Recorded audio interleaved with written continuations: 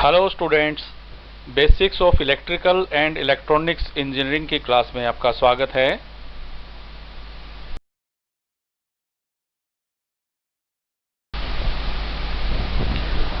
आज के वीडियो में हम शुरू करने जा रहे हैं second unit, basic electrical quantities.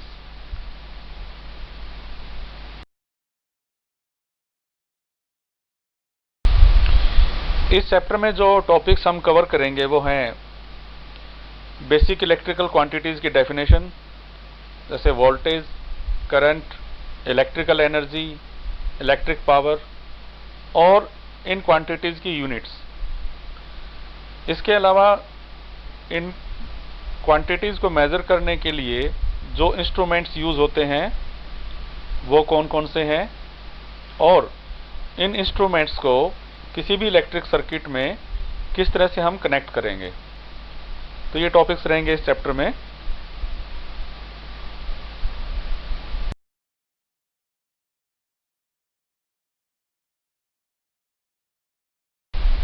तो बच्चों, हम शुरुआत करते हैं इलेक्ट्रिसिटी से। What is electricity? इसके बारे में आप पिछले सेमेस्टर में फिजिक्स में पढ़ चुके हैं, लेकिन फिर भी थोड़ा सा हम इसका दोबारा से इसको रिफ्रेश कर लेते हैं। इलेक्ट्रिसिटी क्या है? तो electricity is the presence and flow of electric charge. तो दो तरह की इलेक्ट्रिसिटी होती है। अगर चार्जेस मूव नहीं कर रहे हैं तो उसको हम बोलते हैं स्टैटिक इलेक्ट्रिसिटी। अगर चार्ज मूव कर रहे हैं तो उसको हम बोलते हैं डायनेमिक इलेक्ट्रिसिटी, या उसको हम बोलते हैं electric current is flowing. Electricity को इस्तेमाल करके हम एनर्जी ट्रांसफर कर सकते हैं, और कोई भी मटेरियल जिसमें से इलेक्ट्रिसिटी पास हो सकती है, जिसमें से करंट पास हो सकता है, उसको हम बोलते हैं कंडक्टर, जैसे कि कॉपर या बहुत सारे मेटल जो कि इलेक्ट्रिसिटी के गुड कंडक्टर्स हैं। और जिसमें से इलेक्ट्रिसिटी पास नहीं हो सकती उनको हम बोल देते हैं इंसुलेटर, या कम पास हो सकती है उसको बैड कंडक्टर्स बोलते हैं। जैसे प्लास्टिक है, रबड़ है, ये इंसुलेटर्स हैं। ठीक है। जैसे हम बिजली की तार अगर देखें तो उसके अंदर जो होती है वो कॉपर वायर होती है। ठीक है, तो वो कंडक्टर है, लेकिन उस तार को, वो तार किसी के कांटेक्ट में ना आए, किसी को करंट ना लग जाए, तो उसके ऊपर हम इंसुलेशन करते हैं। जैसे सीडिंग होती है रबड़ या प्लास्टिक की, तो वो इंसुलेटर भी यूज कर रहे हैं।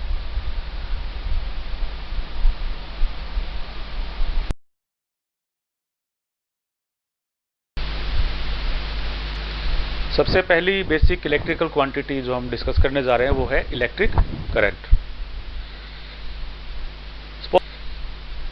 सपोज हमने एक बैटरी ली और उसको तार से, दो टर्मिनल हैं उसके दोनों टर्मिनल पे हमने कंडक्टिंग वायर जो है वो जोड़ दी, और उस वायर के दोनों एंड, दूसरे एंड जो है उस पर हमने एक लोड या डिवाइस हमने कनेक्ट कर दिया। सपोज हमने यहाँ पे एक बल्ब लगा दिया। ठीक है, तो क्या होगा? बल्ब जलेगा। बल्ब क्यों जला? कुछ ना कुछ उसमें से पास हुआ है, कुछ ना कुछ कहीं ना कहीं से तो एनर्जी मिली, वो एनर्जी मिली है इलेक्ट्रिक करंट जो पास हुआ उससे। इलेक्ट्रिक करंट आया कैसे? वो इसलिए आया क्योंकि जो इन दोनों टर्मिनल्स के बीच में बैटरी के जो पोटेंशियल डिफरेंस है, ठीक है, यहाँ पे नेगेटिवली चार्ज पार्टिकल्स ज़्यादा है, वहाँ पर पॉजिटिवली ज़्यादा है, तो नेगेटिवली चार्ज पार्टिकल्स, ठीक है, वो फ्लो कर रहे हैं नेगेटिव टर्मिनल से, वो जो कि इलेक्ट्रॉन्स हैं। ठीक है, तो इलेक्ट्रॉन्स जो है वो नेगेटिव टर्मिनल से पॉजिटिव टर्मिनल की तरफ मूव कर रहे हैं, और करंट जो उनकी उसके अपोजिट डायरेक्शन में फ्लो करेगा। ठीक है, ये कन्वेंशन है।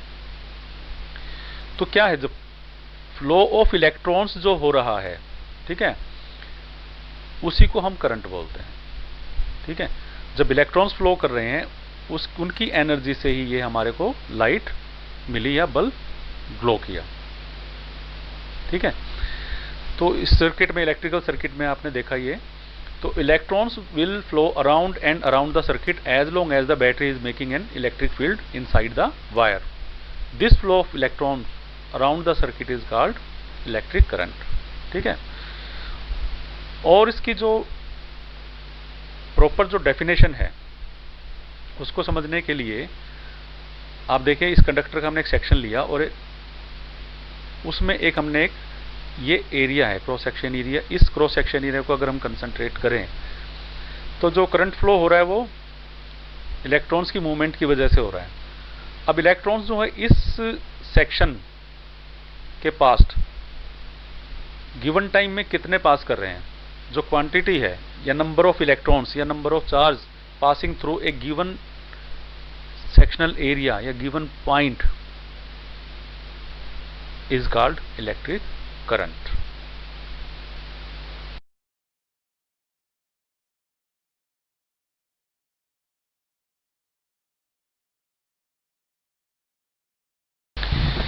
तो इलेक्ट्रिक करंट को हम कैसे डिफाइन कर सकते हैं? An electric current is the rate of flow of electric charge through a conductor, और electric current in a wire is a measure of the quantity of charge passing through any point of the wire पर unit time. तो mathematically हम current को कैसे represent करते हैं? I is equal to delta Q upon delta T coulomb per second. ठीक है, तो I is the current flowing and delta Q is the change in electric charge and delta T is the change in time, यानी कि किसी particular point पर कितना charge पास हुआ, कितने टाइम में हुआ। ठीक है, तो ये रेशो जो है वो इलेक्ट्रिक करंट है। तो चार्ज की यूनिट होती है कूलम और टाइम की सेकंड, तो कूलम पर सेकंड। तो 1 coulomb per second is equal to 1 ampere which is the SI unit of electric current. ठीक है, तो 1 ampere is equal to 1 coulomb of charge flowing in 1 second. और जो instrument use करते हैं electric current को major करने के लिए किसी भी सर्किट में, तो वो इंस्ट्रूमेंट का नाम है एमीटर।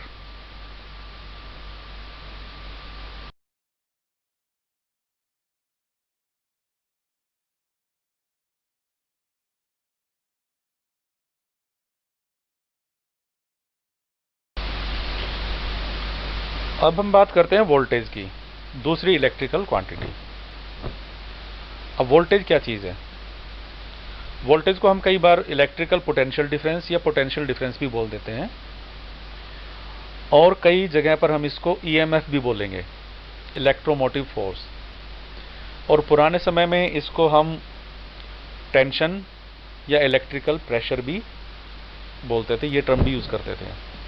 टेंशन वर्ड अब भी यूज करते हैं। जो हाई वोल्टेज वायर्स होती हैं, जो बड़े पोल्स के ऊपर आपने देखी होंगी, तो उनको हम HT वायर्स बोलते हैं, हाई टेंशन वायर्स। तो है क्या वोल्टेज? वोल्टेज वो चीज है जिसकी वजह से चार्ज मूव करते हैं।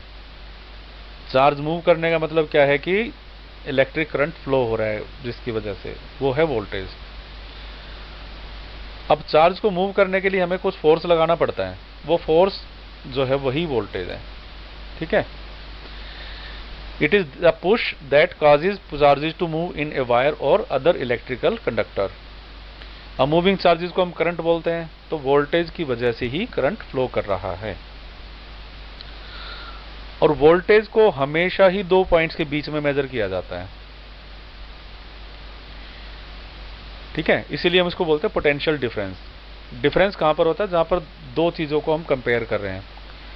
तो 2 पॉइंट्स के बीच में ही हमेशा वोल्टेज को मेजर किया जाता है। पॉजिटिव और नेगेटिव एंड ऑफ बैटरी के बीच में करेंगे, या फिर वायर जो है सर्किट की और उसके जमीन ग्राउंड के बीच में कितना वोल्टेज है, या सर्किट में किन्हीं 2 पॉइंट्स के बीच में कितना वोल्टेज है, यानी कि पोटेंशियल डिफरेंस उन 2 पॉइंट्स के बीच में कितना है। पोटेंशियल डिफरेंस का ये समझ लीजिए कि 2 पॉइंट है, तो उन दोनों पॉइंट्स पे एक उस पे कितने चार्ज पार्टिकल और दूसरे पॉइंट पे कितने चार्ज पार्टिकल हैं। ठीक है, एक तरफ नेगेटिवली चार्ज पार्टिकल्स ज्यादा हैं, ठीक है, तो वो पोटेंशियल डिफरेंस बनाते हैं।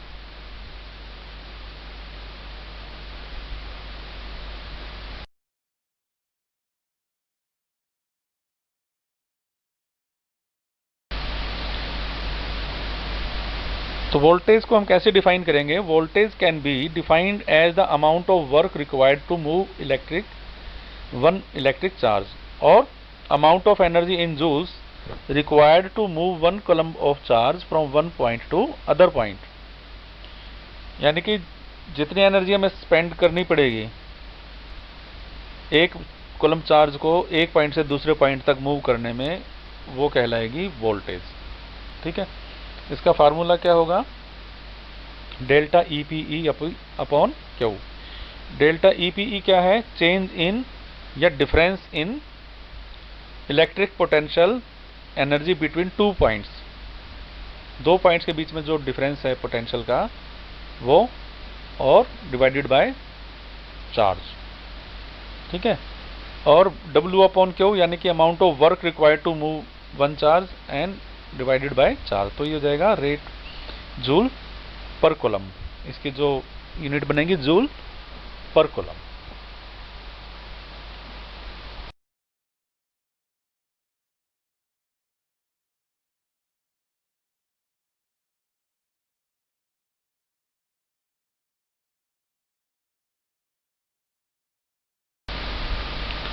अब वोल्टेज की यूनिट क्या हो, अभी जो मैथमेटिकल इक्वेशन जो बताई थी उसके हिसाब से यूनिट आ रही है हमारी जूल्स पर कूलम, लेकिन जो इसकी प्रॉपर यूनिट है जो हम यूज़ करेंगे वो होगी वोल्ट, जिसको हम कैपिटल लेटर V से डिनोट करते हैं।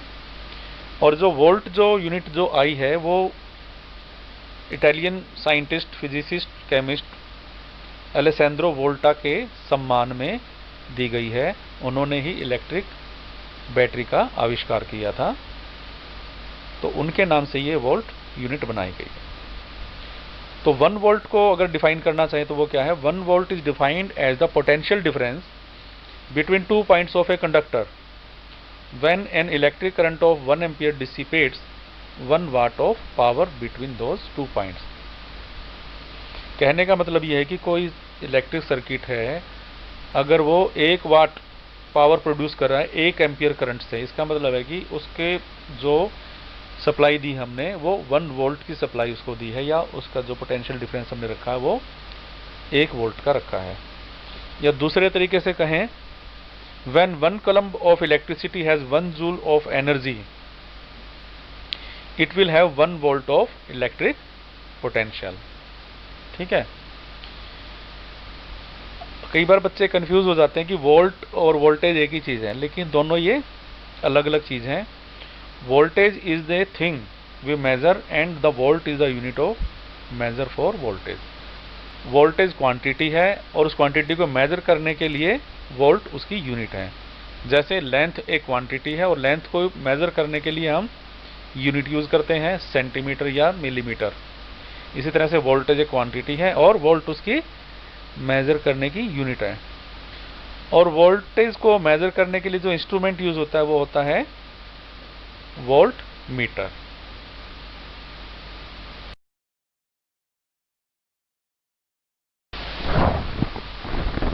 बच्चों, हमने करंट के बारे में भी देख लिया और वोल्टेज को भी समझा है। अभी एक बार हम दोनों को साथ साथ रख के कंपेयर करते हैं। वो इसलिए करना जरूरी है क्योंकि कुछ बच्चों को थोड़ा कंफ्यूजन रहता है दोनों के बीच में, तो एक साथ इनको रख के हम कंपेयर करेंगे तो अंडरस्टैंडिंग और अच्छे से बन जाएगी। सबसे पहले सिंबल जो यूज करते हैं, करंट को हम रिप्रेजेंट करते हैं I से और वोल्टेज को कैपिटल V से। डेफिनेशन जो करंट की है वो है, it is the rate at which electric charge flows past a point in a circuit और rate of flow of charge through a circuit. Voltage क्या है, it is the potential difference in charge between two points और it is the energy per unit charge. दोनों में संबंध क्या है, संबंध यह है कि current is effect end voltage is cause. Voltage current को ही, वोल्टेज की वजह से ही करंट फ्लो करता है। अगर वोल्टेज अप्लाई नहीं करेंगे तो करंट फ्लो नहीं करेगा, लेकिन अगर करंट नहीं भी फ्लो कर रहा तो वोल्टेज फिर भी होती है। ठीक है, पोटेंशियल डिफरेंस हम रख सकते हैं बिना करंट को फ्लो किए भी। जो मेजरिंग इंस्ट्रूमेंट है वो एमीटर है करंट के लिए और वोल्ट मीटर है वोल्टेज मापने के लिए। SI यूनिट क्या है, ampere for current and volt for voltage. और 1 ampere is equal to 1 coulomb per second and 1 volt is equal to 1 joule per coulomb. Current जो फील्ड प्रोड्यूस करता है उसको बोलते हैं मैग्नेटिक फील्ड, और वोल्टेज की वजह से जो फील्ड बनेगा उसको बोलते हैं हम इलेक्ट्रोस्टैटिक फील्ड।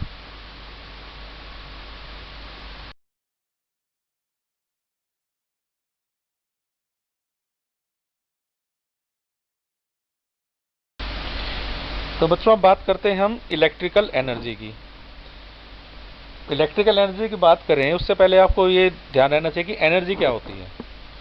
ये सबको मालूम है आपको एनर्जी क्या होता है। Energy it is the capacity of doing work और ability to do work is called energy. तो अलग अलग तरह की एनर्जी आपने अभी तक पढ़ी होंगी। मैकेनिकल एनर्जी भी होती है, हाइड्रोलिक एनर्जी भी होती है, केमिकल एनर्जी भी होती है, ठीक है, और इनका आपस में कन्वर्जन भी हो जाता है। हीट एनर्जी होती है, वर्क भी एक तरह की फॉर्म ऑफ एनर्जी है। तो इलेक्ट्रिसिटी से भी इलेक्ट्रिकल एनर्जी हमें मिलती है, क्योंकि उससे हम वर्क प्रोड्यूस कर सकते हैं। अब जो मोटर जो चलाते हैं बिजली की, अब उससे वर्क मिलता है कि नहीं मिलता है, तो उसमें हमने इलेक्ट्रिसिटी सप्लाई की तो वो मोटर से हमें वर्क मिला, यानी कि वो एनर्जी तभी हमें वर्क मिला ना। तो इलेक्ट्रिकल एनर्जी को डिफाइन कैसे करेंगे? Electrical energy is the ability of an electrical circuit to produce work, ठीक है। अब जो इलेक्ट्रिक मोटर है उसका जो सर्किट है उसने वर्क प्रोड्यूस किया, शाफ्ट को घुमाया, ठीक है ना, तो वो इलेक्ट्रिकल एनर्जी की वजह से हुआ। और दूसरे तरीके से अगर इसको डिफाइन करें तो वो क्या है? Electrical energy is the energy derived from electric potential energy और kinetic energy of charged particles. अब जैसे मैंने आपको बताया एक सर्किट में हमने बल्ब लगाया तो वो बल्ब ग्लो किया, उसने हमें लाइट एनर्जी प्रोड्यूस की उसने। तो लाइट एनर्जी को लाने के लिए उससे पहले किसी और फॉर्म में थी वो काइनेटिक एनर्जी थी, वो चार्ज्ड पार्टिकल्स की, ठीक है। अब उनको एनर्जी कहाँ से मिली? वो पोटेंशियल डिफरेंस था, ठीक है। दो टर्मिनल्स के बीच में जो डिफरेंस था उनकी वजह से उसमें एनर्जी आई, ठीक है। तो इसको हम अगर इक्वेशन में लिखें, if capital E is the electrical energy then it will be equal to Q into V। अब ये क्या है? अब जैसे कि हमें V पता है, अब V का डेफिनेशन आपको याद हो वोल्टेज की, वो क्या है? It is the energy required to move 1 coulomb of charge, ठीक है। If number of charge is Q, total charge अगर हमारा Q है तो टोटल एनर्जी कितनी जरूरत पड़ेगी? V इंटू Q, जो कि मैंने इसमें इक्वेशन में लिखा है। अब एक यूनिट चार्ज के बीच में पोटेंशियल डिफरेंस अगर V है, ठीक है, तो इतने चार्ज के लिए कितना पोटेंशियल डिफरेंस हो जाएगा? वो E के बराबर हो जाएगा। तो इतनी एनर्जी हमें चाहिएगी, ठीक है। अब फर्दर इस इक्वेशन को अगर हम एक्सटेंड करना चाहें, अब आपको पता है कि करंट जो है I is equal to Q upon T, यानी कि कूलम्ब पर सेकेंड। तो Q किसके बराबर हो जाएगा? Q will be equal to I into T, current into time. अगर इस Q को हम इस इक्वेशन में रख दें E is equal to Q V में, तो हमारे पास क्या आ जाएगा? Electrical energy is equal to voltage into current into time.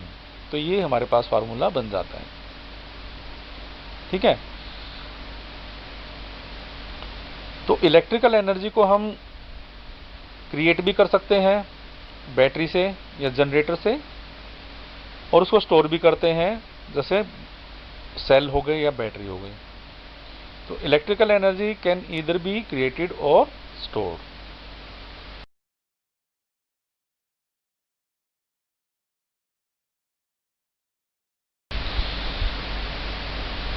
अब आप ये बताइए कि इलेक्ट्रिकल एनर्जी की यूनिट क्या होंगी? एनर्जी कोई भी हो उसकी यूनिट हमेशा जूल्स ही रहेगी, लेकिन इलेक्ट्रिकल एनर्जी के हम लिए हम एक यूनिट और यूज कर लेते हैं, वाट सेकेंड, ठीक है। जैसे कि मैंने फार्मूला बताया था E is equal to V into I into T. V के लिए जूल्स पर कूलम्ब, I के लिए coulomb per second and T के लिए सेकेंड। तो अगर हम इसको यूनिट्स को अगर हम कंबाइन कर दें तो हमारे पास जूल्स यूनिट आएगी, कूलम्ब से कूलम्ब कट जाएगा और सेकेंड से सेकेंड, जूल्स मिलेगी हमें, ठीक है, जो एनर्जी की ही यूनिट है। अगर हम इसमें सेकेंड को ना काटें, केवल कूलम्ब हटा दें, तो हमारे पास बचता है joules per second into second, joules per second हो गया वाट, तो वाट सेकंड भी लिख देते हैं। इसका भी यूज़ करने का कारण है ताकि इसको हम कमर्शियली सप्लाई कर सकें, सेल कर सकें। इलेक्ट्रिकल एनर्जी जो है वो सेल की जाती है, घरों तक सप्लाई आती है, तो उसको मेज़र करने के लिए, ठीक है, उसके लिए हम ये यूनिट यूज़ करते हैं। क्योंकि कमर्शियल हो या घर हो तो उसमें बहुत ज़्यादा एनर्जी कंज्यूम होती है, तो उसको फिर एक और नाम दे दिया हमने, किलो वाट आवर।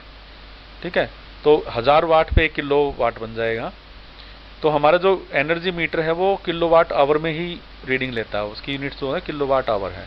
तो सबसे छोटी यूनिट उसकी 1 किलो वाट आवर की है। तो इसमें क्या है कि एक जो लोड है उसकी अगर कुछ वाटेज है और वो 1 घंटे तक अगर वो कनेक्टेड रहता है सप्लाई में, तो वो जो कंज्यूम कर रहा है तो वो वाट आवर या किलो वाट आवर उसकी एनर्जी उसने कंज्यूम की है। तो ये 1 किलो वाट आवर को हम जूल्स में अगर लिखें तो 36 × 10⁵ जूल्स के बराबर वो बनता है। ठीक है, और जो इंस्ट्रूमेंट यूज़ करते हैं एनर्जी मेजर करने के लिए इलेक्ट्रिकल एनर्जी को, उसको बोलते हैं एनर्जी मीटर, जो हमारे घरों में भी लगता है, शॉप्स में, ऑफिसेज में, सब जगह आपको एनर्जी मीटर नज़र आएंगे जहां भी इलेक्ट्रिसिटी यूज़ हो रही है।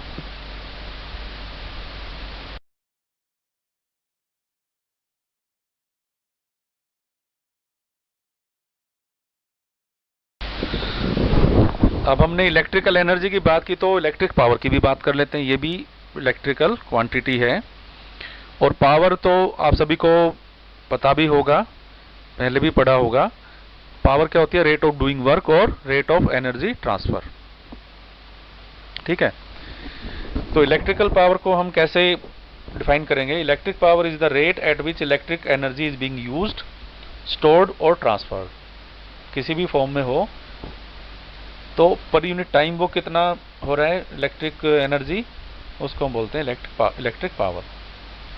ठीक है, जैसे एक बल्ब है, हम उसको पावर बोलते हैं, 100 वाट का बल्ब है। उसका मतलब क्या है कि 1 सेकंड में वो 100 जूल्स जो है वो एनर्जी कंज्यूम कर लेगा।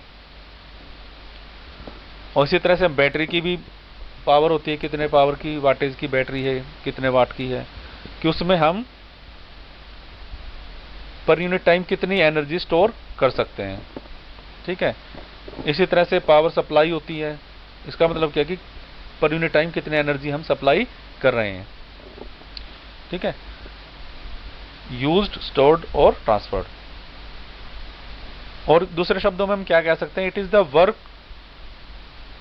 डन और energy transformed in an electric circuit per unit time.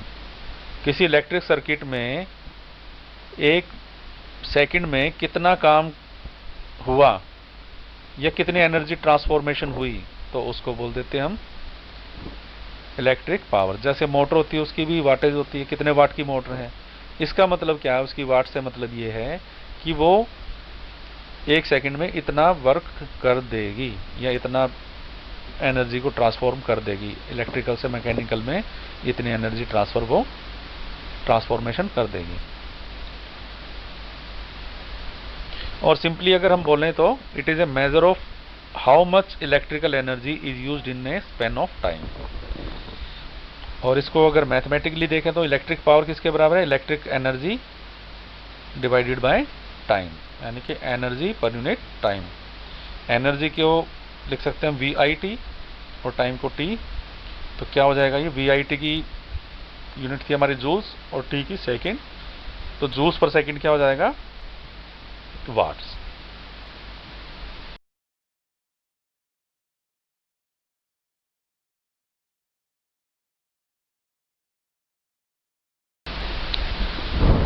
जो पावर लाइंस के अलोंग जो इलेक्ट्रिकल एनर्जी जा रही है, वो जो फ्लो कर रही है, उसको हम वाट में मेजर करते हैं। और किसी एक फॉर्म से दूसरी फॉर्म में एनर्जी ट्रांसफॉर्म हो रही है इलेक्ट्रिकल एनर्जी, तो उसको वाट्स में मेजर करते हैं। अगर इलेक्ट्रिकल एनर्जी में से कुछ इलेक्ट्रिकल एनर्जी को हम स्टोर कर लें और कुछ को हम कन्वर्ट कर दें किसी दूसरी फॉर्म में, तो उसको लिए यूनिट यूज करते हैं हम वोल्ट एम्पियर। पावर की ही यूनिट है ये भी, वोल्ट एम्पियर। लेकिन किस कंडीशन में, जब कुछ तो कन्वर्ट हो रही है और कुछ स्टोर हो रही है। ठीक है, अगर केवल स्टोर कर रहे हैं सारी की सारी एनर्जी को, ठीक है, तो उस समय जो है इलेक्ट्रिक पावर कहलाएगी वोल्ट एम्पियर रिएक्टिव, VAR। ये 3 तरह की यूनिट्स हम इलेक्ट्रिक पावर के लिए यूज करते हैं अलग अलग कंडीशन में। और जो इंस्ट्रूमेंट यूज करते हैं इलेक्ट्रिक पावर के लिए वो है वाट मीटर।